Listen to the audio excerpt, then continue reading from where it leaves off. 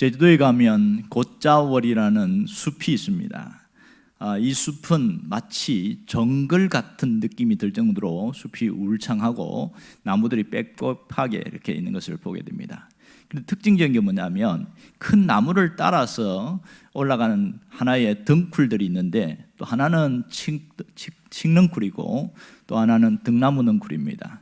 그런데 희한한 것은 한 나무에 칡넝쿨이 올라가는데 등나무 넝쿨도 같이 올라가는 그런 경우가 있어요.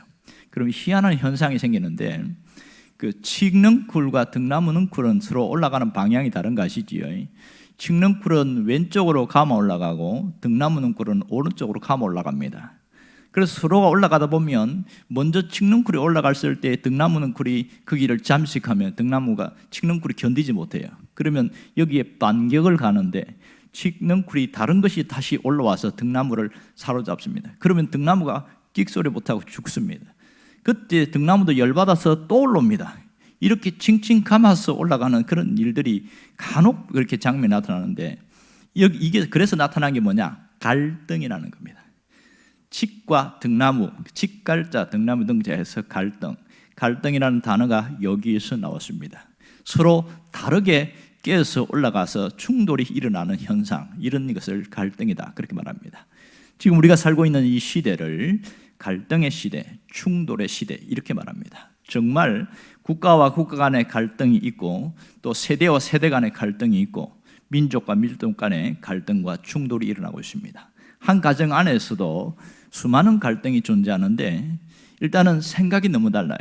부모들의 생각과 자녀들의 생각이 너무 다릅니다.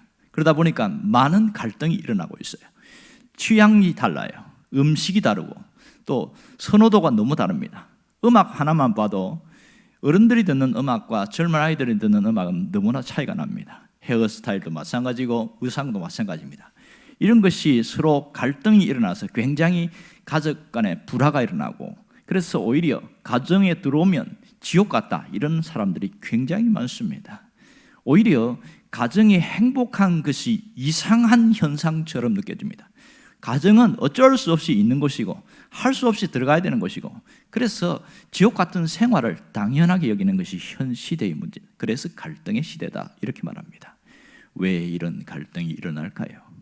왜 행복해야 되는데 서로 갈등하고 서로 이렇게 등을 돌리면서 살아가야 되는 이런 일이 생길까요? 이것이 우리의 고민이며 우리가 해결해야 할 과제라고 할 수 있습니다. 신앙생활하면서도 갈등이 있습니다. 그런 갈등을 잘 풀지 못하면 실족해버리거나 시험에 들어버리는 일들이 굉장히 많다는 사실입니다. 오늘 이 성경의 본문에도 이 갈등에 문제가 있습니다. 바리새인과 예수님, 바리새인과 제자들 이런 속에서 갈등과 서로 충돌이 일어나고 있습니다. 마태복음 2장에서 3장까지 이어지는 얘기를 보면 대략 한 5가지의 갈등, 충돌이 일어나고 있어요. 첫 번째는 바리새인들과 예수님 사이에 죄사함의 문제로 부딪혔습니다. 예수님이 중풍병자를 죄를 사한다고 하니까 말도 안 되는 소리를 한다는 거예요. 어떻게 인간이 죄를 사할 수 있느냐? 이것으로 충돌이 일어납니다. 또 하나는 먹는 문제로 갈등을 일으킵니다. 이 죄인과 이 랍비들이 어떻게 함께 먹을 수 있느냐? 말도 안 된다는 겁니다. 그를 자신을 더럽히는 그런 문제다. 예수님이 레위 집에서 식사하는 문제를 가지고 바리새인들이 비난하는 일이 두 번째 갈등이었습니다. 세 번째는 금식 문제였습니다. 역시 레위의 집에서 일어났는데 예수님이 제자들과 함께 다닐 때에 금식에 대해서 강조하지 않았거든요. 그런데 바리새인들은 금식을 굉장히 강조합니다. 이것으로 서로 갈등이 일어납니다. 네 번째도 역시 먹는 문제인데 이제는 안식일 날 먹는 문제예요. 안식일 날 먹을 수 있느냐? 이 부분을 갖고 또 한 번 갈등이 일어나게 되어집니다. 끊임없이 문제가 생기는데 또 한 번은 안식일에 예수님이 병자를 고친 것 갖고 심하게 충돌이 일어납니다. 이것이 3장에 이어진 얘기입니다. 끊임없이 예수님과 바리새인들 간에는 충돌과 갈등이 일어나고 이것이 극에 달했을 때에 예수님을 잡아서 공회에 넘겼고 그리고 자신들이 예수님을 죽이기 위하여 로마 법정에 세웠고 결국 모함해서 그들의 원하는 뜻대로 해서 십자가에 못 박은 일이 성경에 일어나는 일들입니다. 오늘은 그 가운데 세 번째 갈등인 금식 논쟁입니다. 금식에 대하여 충돌이 일어났다는 것을 볼 수 있습니다. 18절에 보면 그 얘기가 하고 있죠. 자, 누가 먼저 시비를 걸었냐면 바리새인들이었습니다. 함께 읽어봅시다. 요한의 제자들과 바리새인들이 금식하고 있는지라. 자, 잠깐만요. 이 금식하고 있는지라, 이 말은 금식일이 되어서 금식을 하고 있다는 겁니다. 좀 더 말씀드릴게요. 그 다음, 사람들이 예수께 와서 말하되 요한의 제자들과 바리새인의 제자들은 금식하는데 어찌하여 당신의 제자들은 금식하지 아니하나이까? 자, 여기에서 몇 가지 의문점이 생깁니다. 금식은 반드시 해야 되는 것인가? 금식을 안 하면 문제가 되는 것인가? 이런 부분이 있습니다. 그러면 금식은 선택사항이냐 의무조항이냐, 이 부분이 우리 지금 그 문화로서는 이해될 수 없는 그런 부분입니다. 당시에 바리새인들, 적어도 경건한 신앙생활을 하는 사람들은 일주일에 2번은 반드시 금식을 하는 날이 있었어요. 금식일, 월요일과 목요일이었습니다. 그러니까 아침 6시부터 오후 6시까지는 물도 안 먹고 금식을 하는 거예요. 이게 의무조항이었습니다.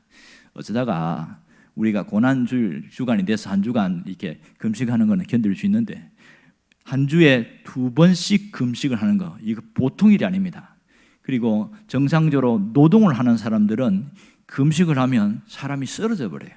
그런데도 이 바리새인들은 금식을 해야 된다, 이게 주안점이었어요. 그런데 요한의 제자들도 금식을 하는데 예수님의 제자들은 금식일 날 굳이 금식을 안 했단 말입니다. 이걸 걸고 넘어졌다는 거죠. 그럼 여기서 금식일이 언제부터 지정이 되었을까? 그런 의문점이 생깁니다.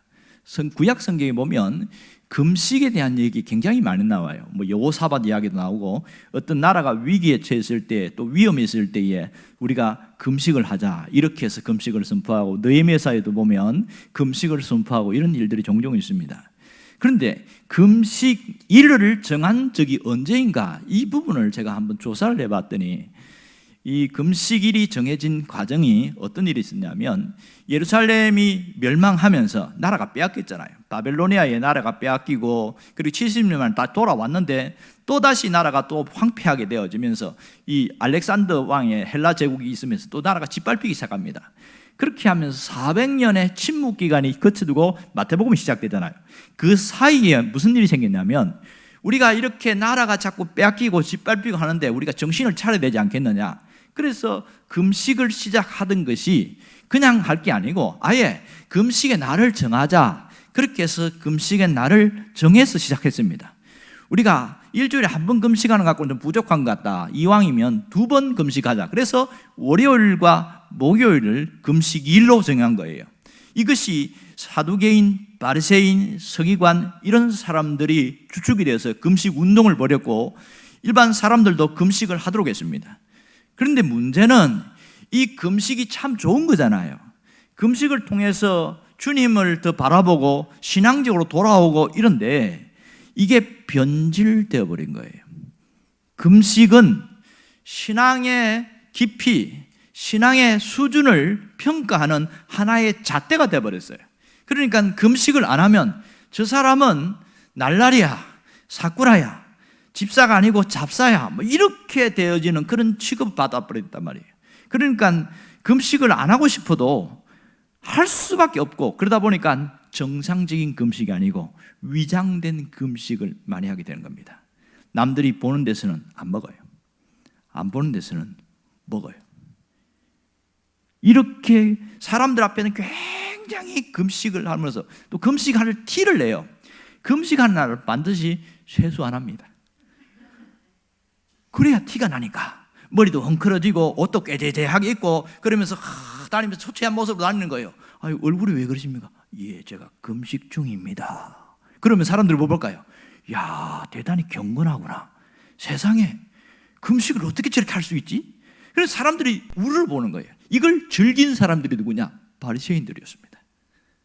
그래서 이 금식이라는 걸 도구로 가지고 사람들을 평가하고 비판하고 판단하고 정죄하는 겁니다. 어떻게 신앙인이 되어서 금식을 안 하냐? 금식해야지. 공복을 다냐? 금식을 해야 되지. 일하는 게 다냐? 금식을 해야지. 이러면서 사람들을 그냥 옥죄하니까 사람이 살 수 있겠어요? 못 사는 거예요. 여러분, 금식하라고 벨도 울려주잖아요. 금식해야 됩니다. 이러면서 쪼으니까 살 수가 없는데, 그런데 희한한 거는 예수님은 금식일이 있다는 걸 알면서도 친히 제자들에게 금식일을 강조하지 않았어요. 예수님이 공생이 시작하기 전에 40일 동안 물도 안 먹고 금식했잖아요. 특별한 날 예수님도 자신이 금식을 하지만 이 바리새인들처럼 월요일과 목요일에 정해서 금식하지 않았어요. 예수님이 금식을 친히 안 하니까 제자들도 그러니까 뭐 스승이 그렇게 하시니까 우리도 그렇게 하자, 같이 금식 안 하는 거예요. 이게 이제 오늘 레위 집에 들어갔을 때에 그 레위가 너무 감사해가지고 잔치를 벌리고 이러는 건데 그날이 금식일인기라 바리새인들이 볼 때는 화가 나는 거예요. 세상에 저 못돼 먹는 놈들, 이 금식일 날 금식을 해야지 어떻게 맛있는 걸 먹느냐, 화가 난 거예요 이게. 그런데 희한한 거는 예수님께 대놓고 야단을, 그럴 수 있냐고 삿대질하지 않고 제자들을 불러가지고 너희들 이리 와봐라, 지금 무슨 날이냐 아냐, 오늘이 금식일 아니냐.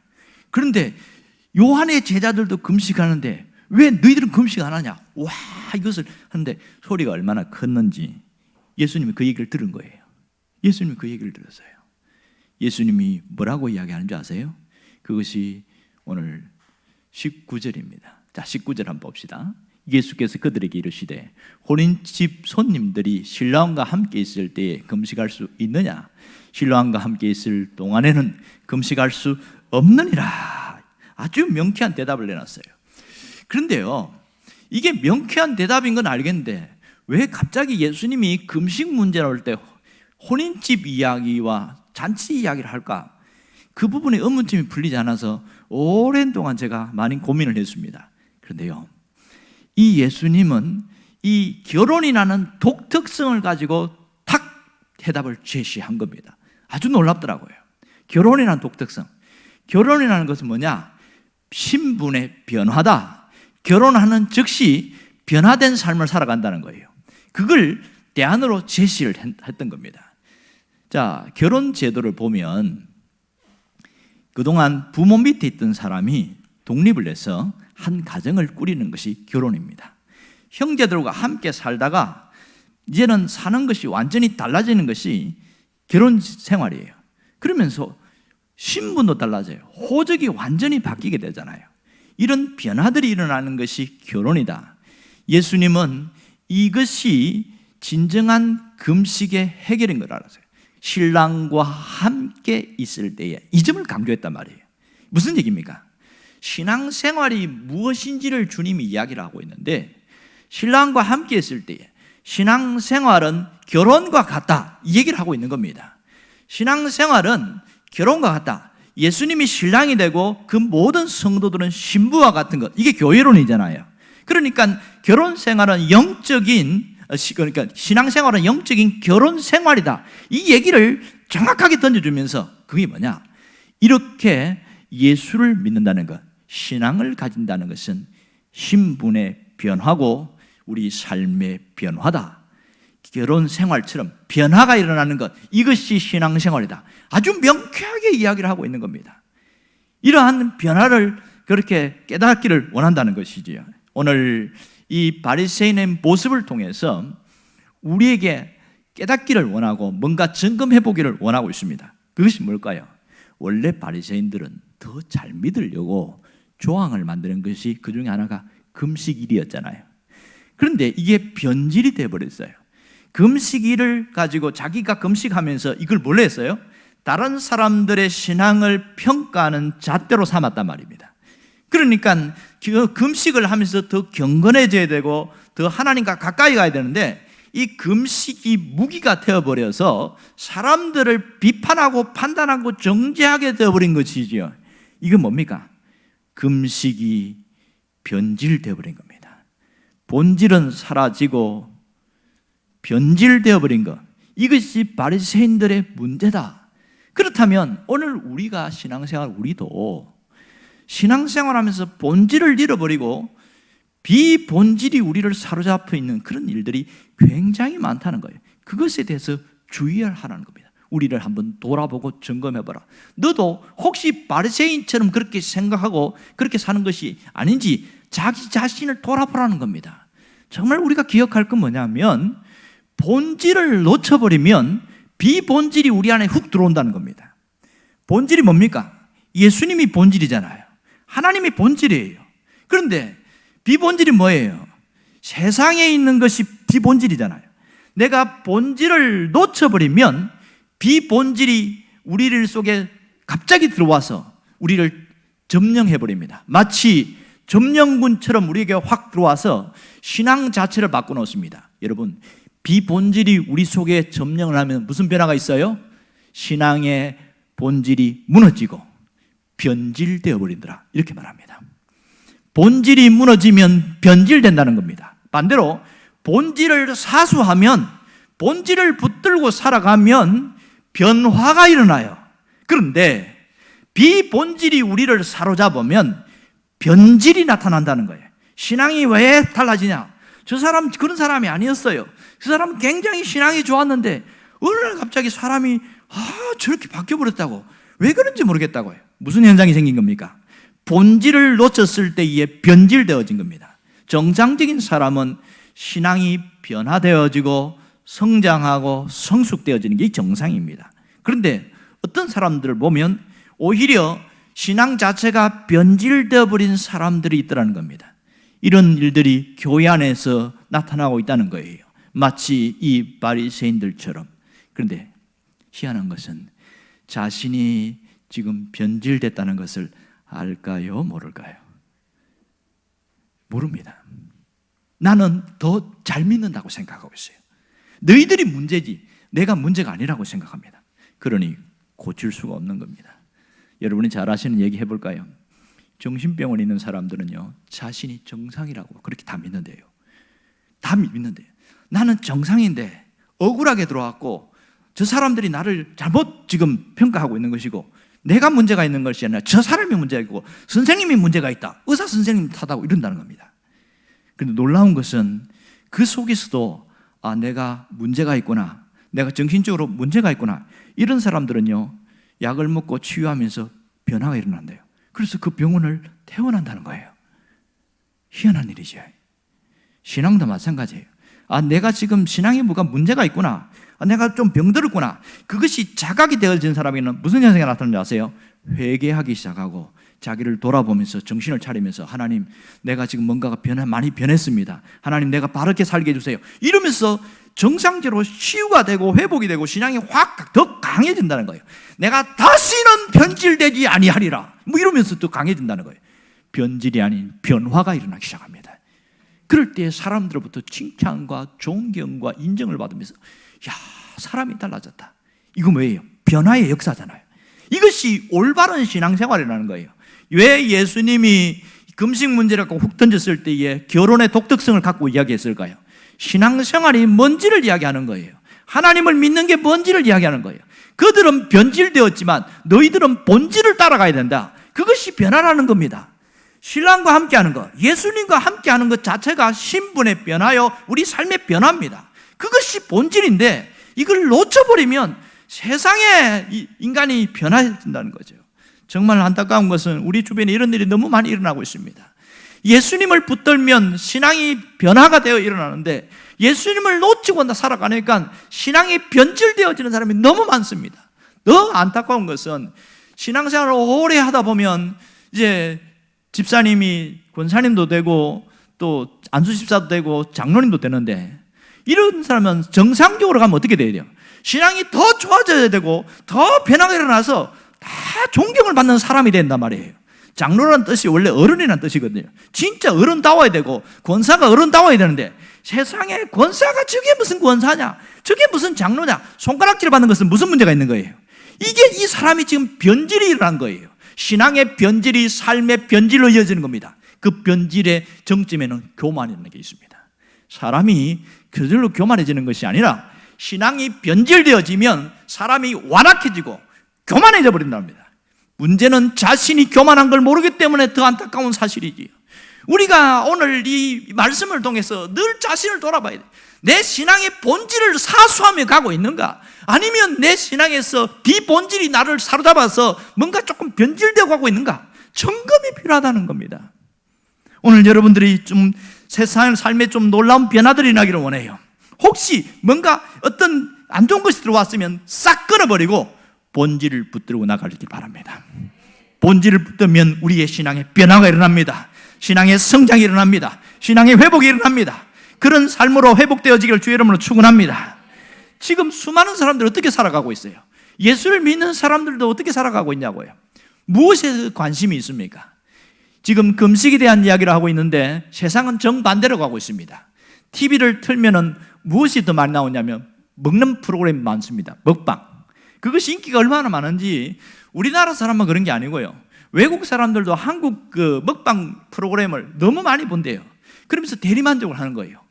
혹시 다이어트 하는 사람들도 먹방 프로그램을 반드시 본다는 거예요.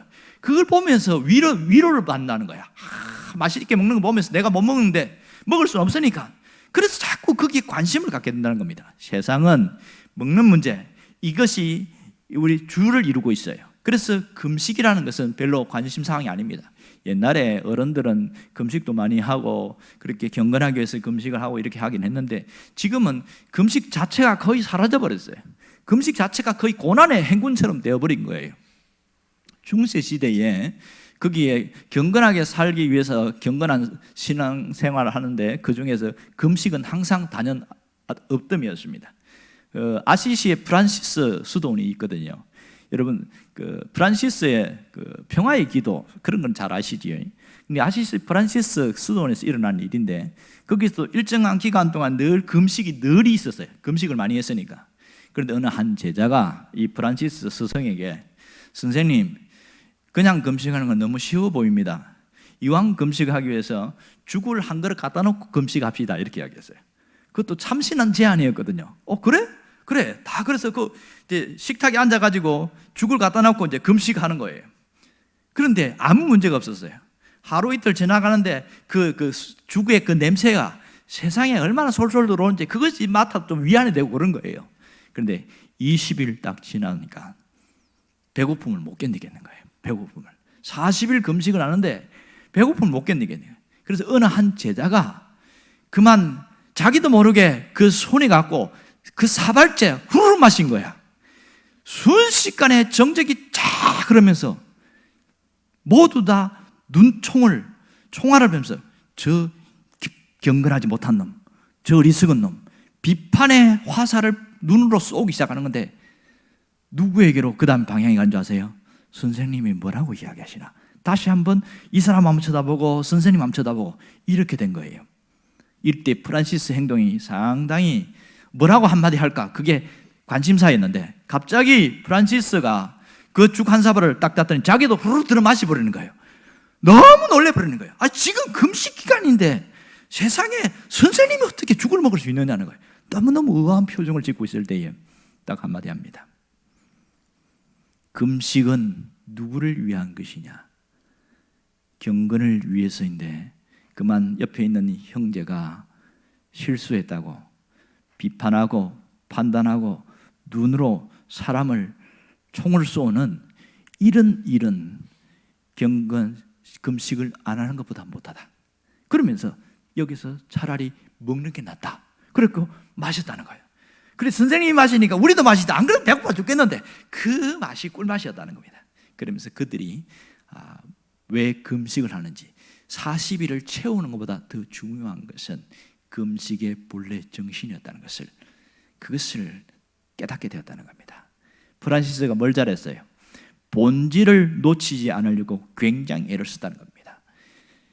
비본질이 본질보다 앞서면 안 된다는 거지요. 주님이 우리에게 원하는 게 뭘까요? 신앙생활을 하면서 본질을 놓치고 가지 말라는 거예요. 아무리 중요한 일이라도 본질보다 더 중요한 건 없다는 겁니다. 그런데 수많은 믿음의 사람들이 비본질을 본질보다 더 중요시 여기고 그것이 생명인 양 그것이 진리인 양 그렇게 사람을 비판하고 판단하고 정죄하는 일이 너무나 많다는 거예요. 잘못했다는 겁니다. 본질을 먼저 앞세우고 나가라는 겁니다. 진정한 신앙생활은 본질을 사수하고 본질을 붙들고 나아가는 신앙생활입니다. 여러분, 정말 무엇이 본질인지를 깨닫고 나가야 됩니다. 그럼 본질이 뭡니까? 좀 전에 얘기했잖아요. 예수님이 본질이에요. 예수님과 함께 사는 것, 예수님을 붙들고 사는 것, 예수님과 함께 동행하는 것, 이게 본질입니다. 가장 기본적인 본질은 예수님과 함께 사는 것이 신앙생활이란 말이에요. 그런데 우리가 어떻게 하고 있습니까? 오늘 내가 무엇을 더 붙들고 있는지 돌아봐야 됩니다. 말은 예수님이라고 그러는데 세상의 것과 돈이 더 중요하게 여길 때가 너무나 많습니다. 내가 소속이 어딘지를 늘 점검해야 됩니다. 세상이냐 주님이, 나의 의식이 어디에 가 있냐는 거예요. 나의 관심사가 어디 가 있냐는 거예요. 세상의 욕망이 아닌 주님, 심지어 주님의 일을 하면서도 자기 의가 주가 된 사람은 관심사가 뭔지 아세요? 내가 이런 교회 일을 하는데 누가 나를 칭찬해 주지 않는지, 이게 관심사입니다. 변질되어 버린 겁니다. 본질을 붙드는 사람은 주님 앞에 사는 거예요. 주님이 나에게 어떻게 하실까? 나의 경건, 나의 봉사, 나의 헌신 모두 초점이 어딜까요? 주님이 중심이 되어집니다. 그런데 나도 모르게 나의 내가 뭔가 하는 일, 이것이 중심이 되어버리면 벌써 방향이 틀어져 버린 겁니다. 여러분, 우리의 신앙의 본질은 예수님입니다.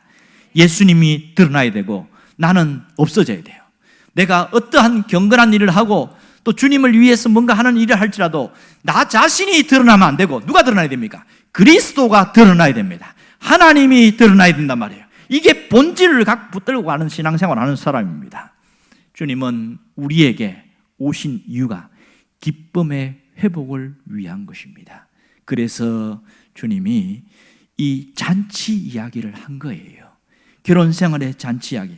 오늘 성경에 보면 혼인집 손님들이 신랑과 함께 있을 동안에는 금식할 수 없느니라 이렇게 말했어요.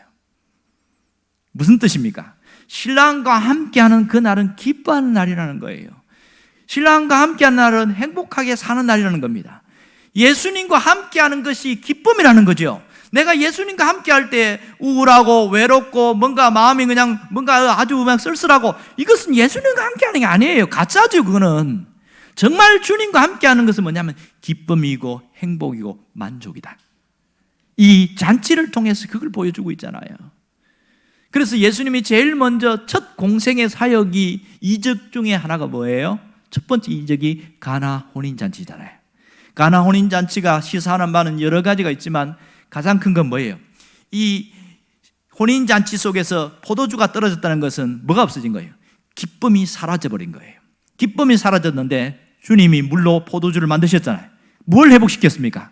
이 잔치의 기쁨이 더 크게 살아나게 했어요. 오죽하면 연회장에 세상에 이런 거 난 처음 봤다. 어떤 집도 가면 내가 여러 것 해봤는데 포도주가 떨어지면 그 다음에 맛없는 거 내놓고 그러는데 이 집은 반대로 한다. 세상에 어떻게 그럴 수가 있냐는 거예요. 처음 먹은 포도주보다 더 맛있다. 너무너무 행복한 거예요. 연회장만 그러겠습니까? 그 함께 참여한 사람들이 너무너무 행복하고 기쁨의 삶이 이어진 겁니다. 이것이 영적으로 시사하는 바가 뭡니까? 주님과 함께하는 삶은 갈수록 기쁨이 넘치는 삶이라는 거죠. 갈수록 기쁨이 충만한 삶이라는 겁니다. 그래서 내 영적인 에너지가 충만하고 얼굴이 밝아지고 삶이 열리고 그렇게 할렐루야 이러면서 환하게 웃는 거, 이게 주님과 함께하는 깊이 갈수록 느껴지는 신앙생활 아니겠어요?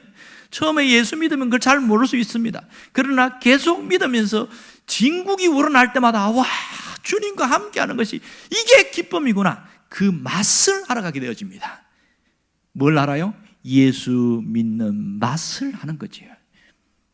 맛을 봐야 맛을 압니다. 여러분이 신앙생활 하면서 그 맛을 느낄 수 있기를 원합니다. 그렇다면 딱 한 가지 주의해야 될 게 있어요. 신앙생활에는 언제나 기쁨만 있는 게 아니거든요. 때로는 신앙생활을 하려고 하고 신앙을 지키기 위해서 당하는 어려움도 있습니다. 그런데 신앙 생활에 할 때에 복음의 양지만 쫓아가는 사람들이 있습니다. 복음의 양지만 따라가는 사람들은 신앙의 변질이 일어납니다. 이걸 주의해야 됩니다. 복음의 양지가 뭡니까? 예수 믿었을 때에 내게 좋은 거, 유익한 거, 예수 믿어서 내게 유익하고 이익이 되는 일, 뭐 이런 게 다 복음의 양지죠.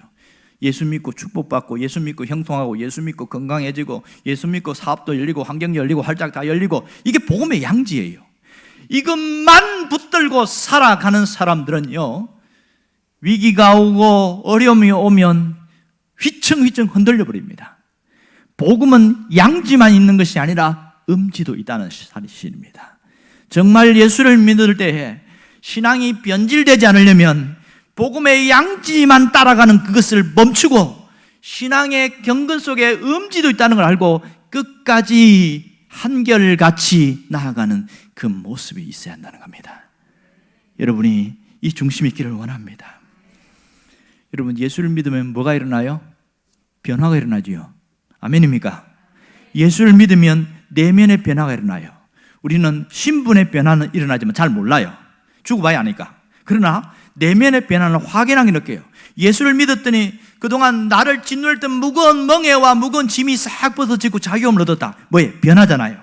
예수를 믿었더니 어두움과 두려움, 모든 슬픔과 근심들이 사라지고 기쁨과 소망이 생기더라. 뭐예요? 변화가 일어났잖아요. 예수 믿으면 변화가 일어납니다. 그런데 이것이 우리의 삶으로도 이어진다는 사실입니다.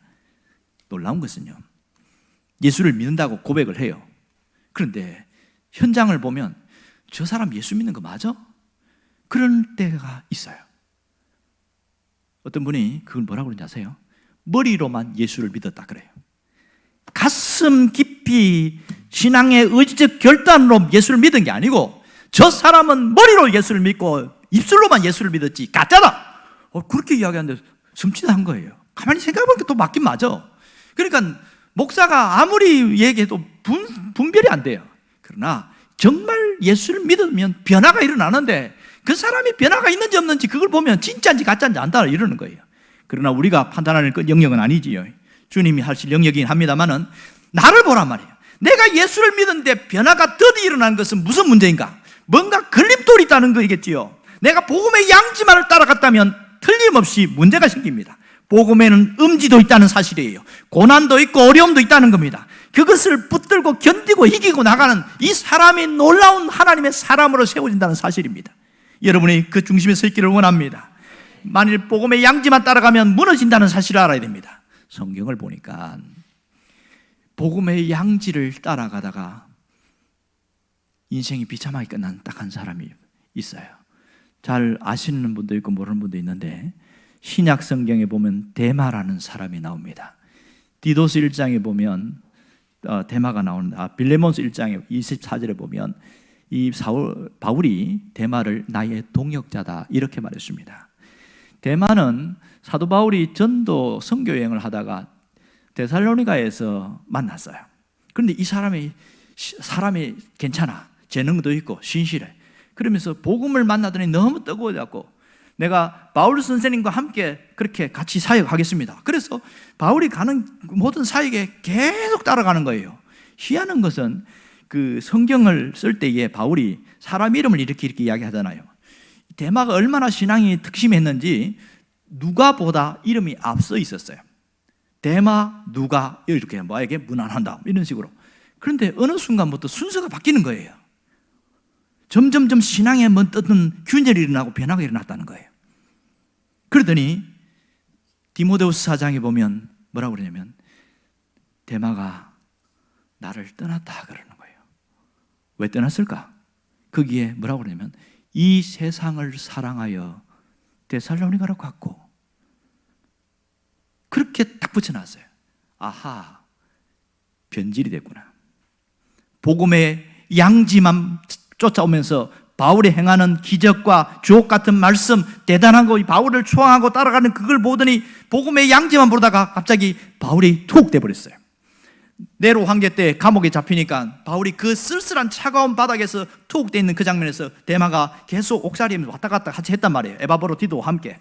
그런데 뭘 봤냐면 로마의 휘황찬란한 그 찬란한 역사를 보면서 흔들리는 거예요. 이 예수님보다 네로가 더 대단해 보였고, 복음, 하나님의 나라보다 로마의 역사가 더 대단해 보인 거예요. 그래서 그 생각이 어떻게 바뀌었냐? 인생의 성공은 부귀와 영화와 로마에 있다. 신앙은 별거 아니다. 그것이 쑥 들어오면서 변질돼 버리기 시작했습니다. 복음에는 음지도 있다는 사실을 잃어버리고, 그래서 그는 바울의 동역자에서 완전히 세상으로 타락한 그런 사람으로 전락해 버렸습니다. 안타까운 일이죠. 예수 믿는 사람들 중에 이런 사람들이 굉장히 많습니다. 오늘 우리가 어떻게 살아야 할까요? 하나님 나라의 영광을 바라보면서 나아가야 됩니다. 하나님 나라의 영광을 향하여 갈 수 있어야 합니다.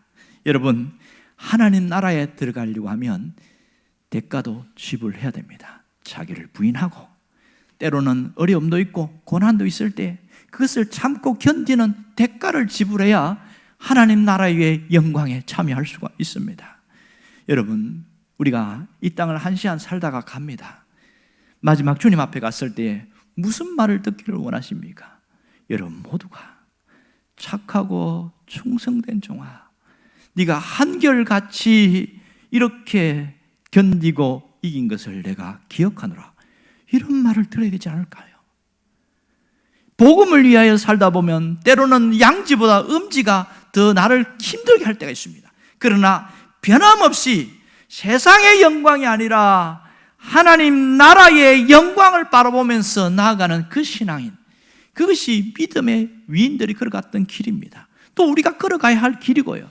정말 우리가 마지막 주님 앞에 갔을 때에 네가 신앙을 붙들고 견고하게 완 그것을 주님이 칭찬하는 사람이 되기를 원합니다.